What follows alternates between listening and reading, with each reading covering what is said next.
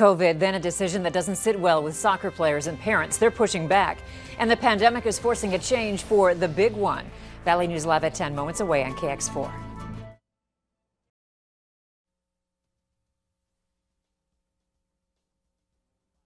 A push to postpone the state soccer tournament. Hundreds sign a petition after COVID puts their undefeated team on the sidelines. A French fry feed in a pandemic. Why a gathering planned in the Grand Forks area has some concern. Plus, vendors left high and dry as a large event in the region is canceled. Valley News Live at 10 starts right now.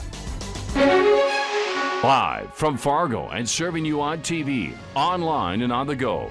This is Valley News Live at 10.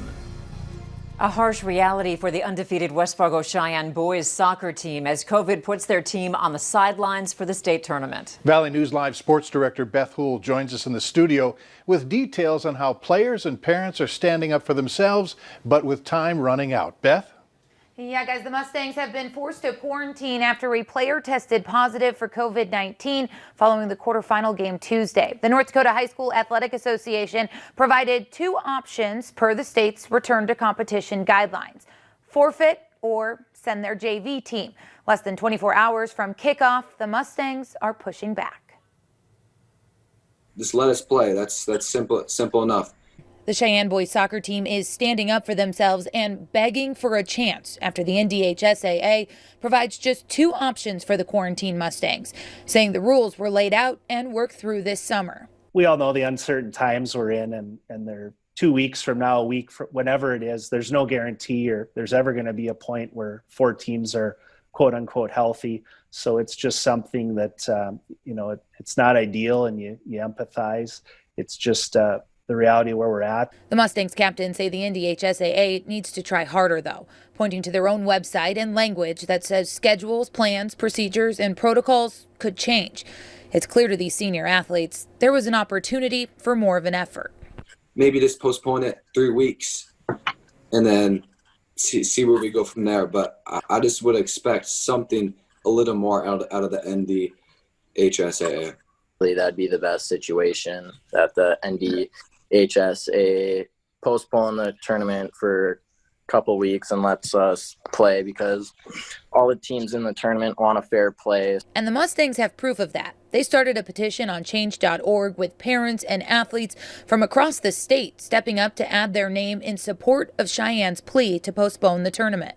Even though we're competing against these other teams, they're still supporting us and trying to get us to have our final chance, because they know what it means to have something like this stripped away from them. The Mustangs know they are running out of time in this fight, but this is a team that played one man short in the final minutes of their quarterfinals, a determined group that hasn't been beaten yet this year, and they certainly won't accept that first L to come from the league. I don't really think any excuses that they could tell us would really be fair, because we've been doing everything necessary to keep COVID away. We wear masks all the time.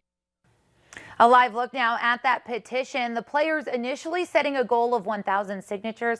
They've expanded that goal twice now and are currently being supported by more than 1,600 people and counting. To support the Mustangs boys soccer team and sign the petition, you can find the link on our VNL News app. They are also asking people to email the NDHSAA on their behalf. Andrea? All right, Beth, thank you. If they are unsuccessful with their petition, the Mustangs JV team will play Bismarck Century tomorrow at noon at Fargo South in the first of two semifinal games, with the championship scheduled for Saturday.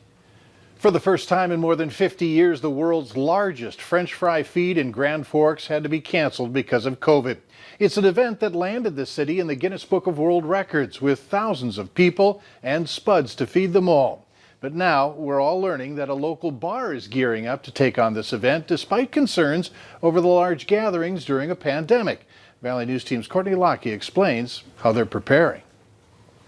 The Spud Jr. in East Grand Forks is picking up the baton after COVID-19 canceled the world's largest French fry feed in Grand Forks. The bar owners are planning to host the event that typically draws a crowd upwards of 10,000 people. and about the same amount in pounds of French fries. We're still very new and there's a lot of people that have never been here. We just thought, that's not going to happen on that large scale that it does every year. So, we're the Spud, I guess. So why not do it on a smaller scale? Those who've attended in years past are accustomed to the free French fries, but the bar is adding an extra freebie this year, free beer. At a time where COVID-19 cases are at a high, the city says they do not condone large gatherings, but are still glad the event is going to take place at Spud's. Meanwhile, health officials say they better toe the line and follow CDC guidelines. We're just trying to make some subtle changes, put some of those health benefits, I guess, into play a little bit more and help those who aren't feeling comfortable going out feel a little bit more comfortable. Spud's tells us they have hand sanitizers on tables. They'll be limiting the number of people inside at a time and will have the patio open for a final time this year, trying to keep you safe, carry on tradition, and keep the doors open during the pandemic. In the Northern Valley,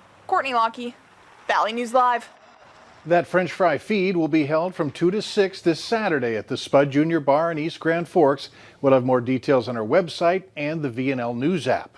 With North Dakota's positivity rate above 7%, many were expecting Governor Doug Burgum today to move some counties into the high-risk category. 17 counties did move up, none, however, to high risk. The governor said data isn't the only factor to consider when deciding a county's risk level. There are smaller counties that may mathematically qualify for a higher risk level, but COVID math can have a narrative that doesn't call for increased guidance. It might move up a level, then someone might say, oh, we should close a personal care business, but it's still okay to have a 250-person event. But now we know things we didn't know this last year, which is personal care with masking probably could stay open. Burgum added that counties have avoided the high-risk category because the state has proven it can function with 7% positive rate. Burgum recently said the goal was to keep North Dakota under 5%. The man behind Woodchuck Furniture Restoration in Fargo committed consumer fraud several times and must pay more than $30,000 in penalties. That's according to North Dakota authorities. They say after closing up shop, Nathaniel Warren left the state, registered a vehicle in Maine. There were 11 victims that likely won't be getting their money back. He never contacted me, and so I feel pretty deceived. Warren's lack of cooperation was extremely frustrating. He failed to communicate with us, failed to even acknowledge the conduct. Grossman adds that the Woodchuck Furniture building is owned by another person and they've refused to cooperate with the Attorney General's office, so there's no way to get the items back. The second presidential debate between Donald Trump and former Vice President Joe Biden is in jeopardy. The president's recent coronavirus diagnosis is forcing the Commission on Debates to make changes.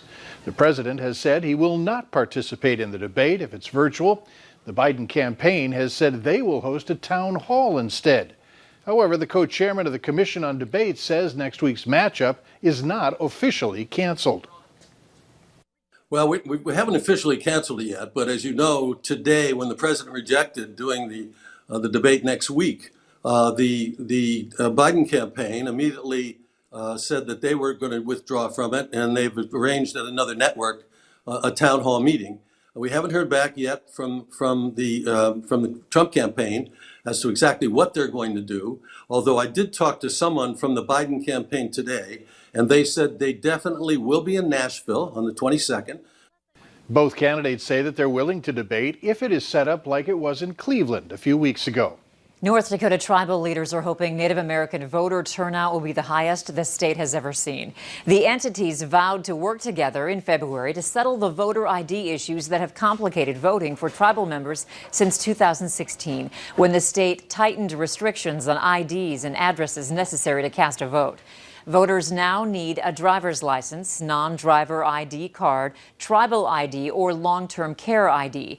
If that ID doesn't include an address, a utility bill, bank statement, paycheck, or tribal-issued document will suffice. 2 men are facing charges after authorities say they used robocalls to try and intimidate voters across the country. The two allegedly called 85,000 potential voters there and in other U.S. cities, telling people that if they vote by mail, their information would be given to officers who try to track down people with outstanding warrants, creditors, and the CDC to make people get vaccinated. They targeted cities with significant minority populations. The men face 12 years in prison if they're convicted. Minnesotans can now take the written driver's test at home. Would-be drivers are only allowed one attempt at the test per day with a maximum of 2 attempts.